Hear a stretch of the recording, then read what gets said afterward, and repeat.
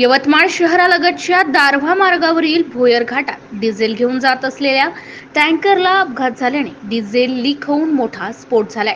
यामध्ये एका जणाचा जागीच जळून कोळसा झाला, तर यामध्ये दोघे गंभीर जखमी झाल्याची घटना 29 एप्रिलला सकाळी 10:30 वाजेदरम्यान घडली। डिझेल रस्त्यावरून वाहू लागल्याने सर्वत्र आग पसरली होती, त्यामुळे मार्गावरील वाहतूक बराच वेळेसाठी बंद करण्यात आली। शर्थीचे प्रयत्न करून दुपारपर्यंत आगीवर नियंत्रण मिळवण्यात यश आले।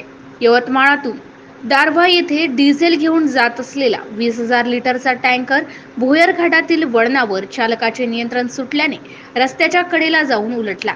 यात टँकरचा कप्पा फुटल्याने डिझेल वाहू लागले। लगेच डिझेलने पेट घेतला। टँकरमध्ये असलेले तिघे जण जीवाच्या आकांताने बाहेर पडले, मात्र डिझेल सर्वत्र पसरल्याने मोठा भडका उडाला। यात एका जणाचा जागीच जळून कोळसा झाला, तर उरलेले दोघे गंभीर अवस्थेत दारव्हाकडे निघून गेले। यांच्यावर दारव्हा ग्रामीण रुग्णालयात उपचार सुरू आहेत।